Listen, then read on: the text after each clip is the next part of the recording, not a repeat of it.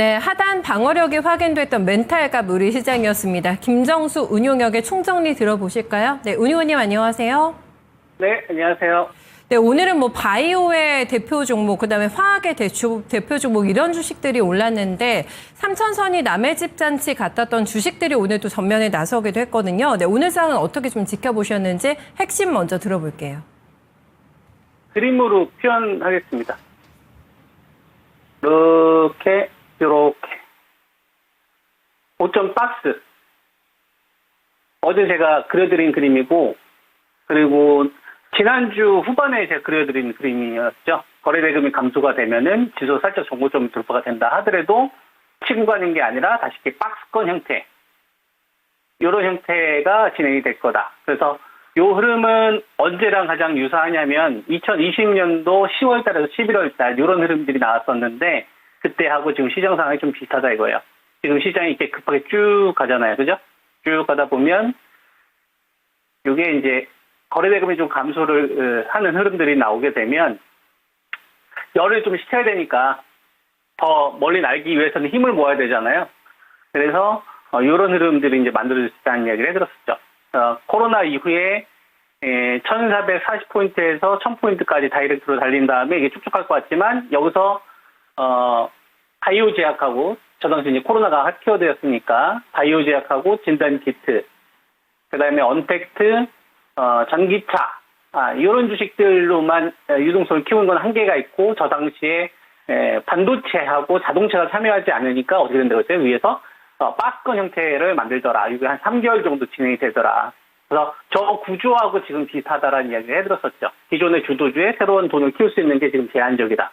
만약에 새로운 녀석이 붙으면 돈이 증가해야 될 거 아닙니까? 그러니까 이제 이런 형태의 흐름들이 이제 만들어지는 거죠. 갈 것 같으면서도 이렇게. 이런 거. 그러면 이제 주식 투자하시는 분들의 입장에서는 이런 거 하루에 양봉, 하루에 음봉, 이런 거 보면 어떻게 되겠어요? 맨날 당하는 거죠. 저점 매도하고 손절하면 그다음부터 급등하는 거고, 이제 안 가서 짜증난다 그러면 그다음부터 폭등 나오는 거예요. 그리고 이제, 도저히 안 되겠다. 가는 주식 해야 되겠다. 그럼 고점에서 최고점에 물려가지고 한 또 1년 고생하는 거고. 그러니까 주식 투자하시는 분은 그렇게 안 하려고 되게 많이 노력을 해야 된다. 그래서 그렇게 하지 말라고 제가 여태까지 방송을 했죠. 그죠? 자, 트럼프 2.0에 해당하는 주식들은 가격 조정이 나오면 이제 트레이딩 대상이에요. 이제 조정이 나오면 하나 에어로나 이런 거 뭐 98만원, 7만원 이런 거 물리신 분 없을 거 아닙니까? 제 방송 보시는 분들은. BHI나, 그죠? 이거 한 46,000 두사 에너빌리티 이런 구간에서 매도 안 해가지고 수익 토하시는 분 없을 거 아닙니까? 그죠? 저는 이제 이쪽에 대해서 계속 챙기거나 다시 이제 좀 들어가더라도 가격 조정이 났을 때는 좀 치고 빠진다. 조선주도 같은 경우도 이제 슬슬 고개 좀 떨어뜨리고 있는데 이런 거에 만약에 여러분들 하나도 안 사다가 최고점에서 막 40% 질렀다고 생각을 해봐요. 바이오 손절하고 절로 가고 반도체 자르고 가고 건설기에 자르서 절로. 그럼 완전 엇박자나는 거예요. 그렇게 하지 말라고 여태까지 방송하면서 갔었죠. 그리고 그 현상들이 지금 하나둘씩 나오고 있습니다. 그죠? 그리고 트럼프 2.0 관련돼가지고 제가 여러분들한테 이제 마지막 남은 거 뭐 하라고 했어요? 건설기계 하라고 했잖아요. 우크라이나 대공 관련돼가지고. 기억나시죠? 네, 제가 트럼프 2.0은 다 교통을 다 정리를 해드렸었다고.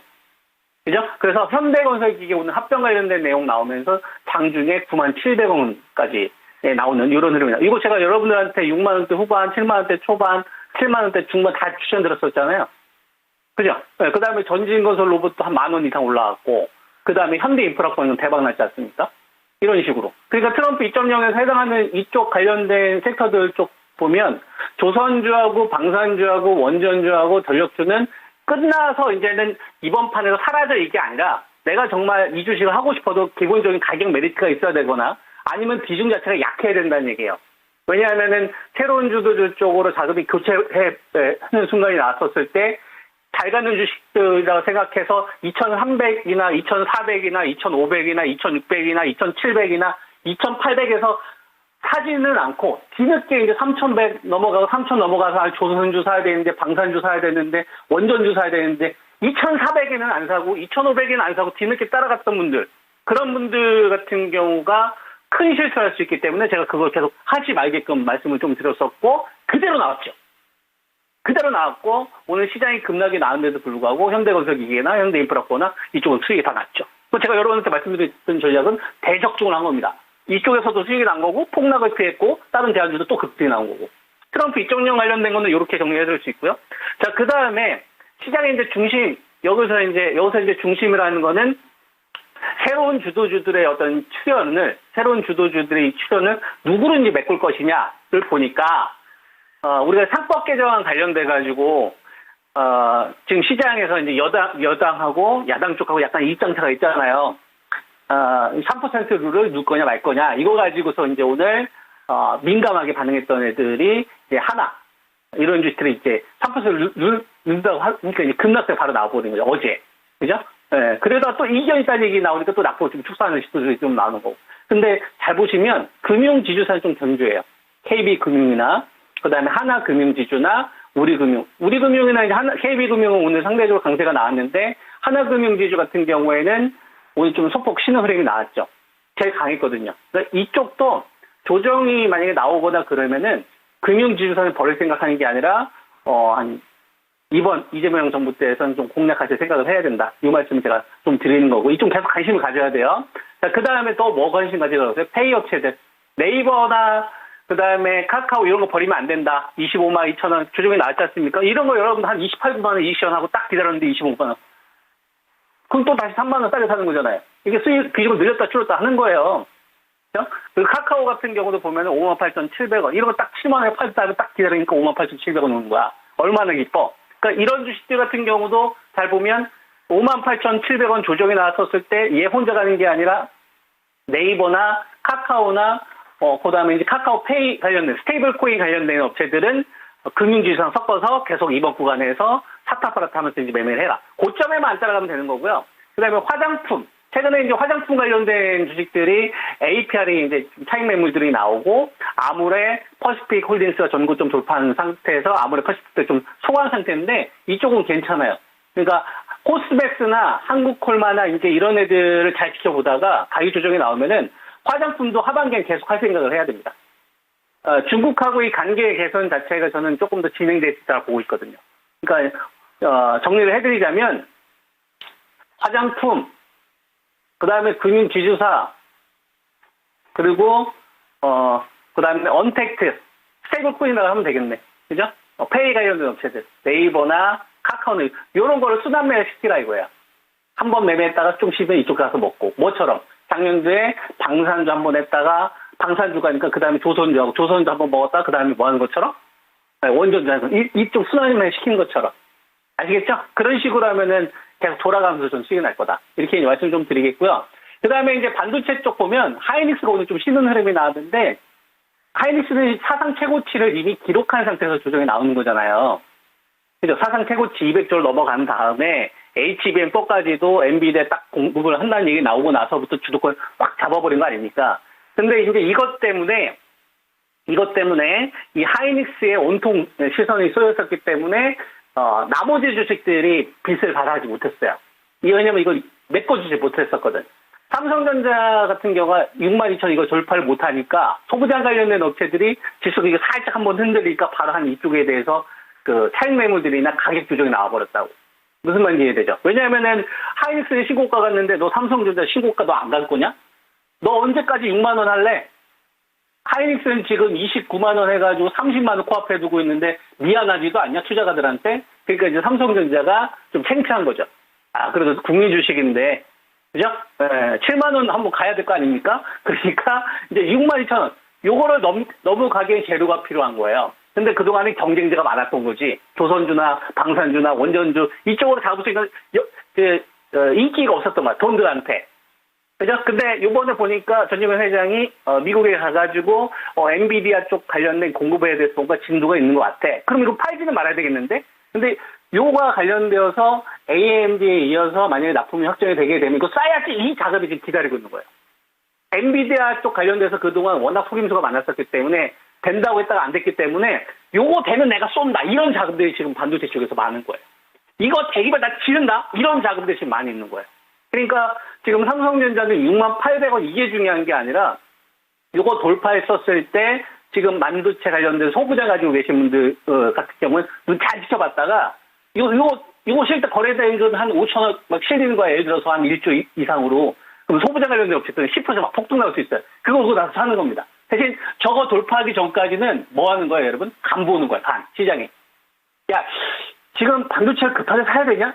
하이닉스를 내가 놓쳤는데 삼성전자 여기서 더 지를 필요는 없잖아. 그러니까 약간 분산시키는 거야. 뉴스가 언제 나올지 모르니까. 그래서 자동차 쪽 관련된 섹터들도 일부 매수가 좀 붙은 거죠.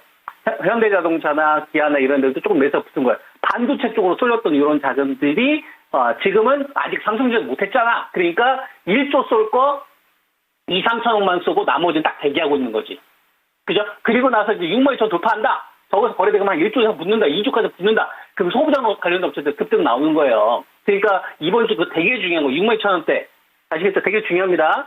시장의 어떤 흐름 확 바꿀 수 있어요. 자, 그러니까 삼성전자가 지금 코앞에 있는 상태에서 긴가민가 이렇게 눈치를 보고 있는 거예요. 7월 8일 날 잠정 실적 발표를 앞두고서 2분기 실적 별로라고 지금 시장 컨센서는 잡혀져 있지 않습니까? 그러니까 이제 뭐 재미난 거 없냐 하니까 이제 바이오 제약 쪽에서 이제 하나 물건이 나오는 거지.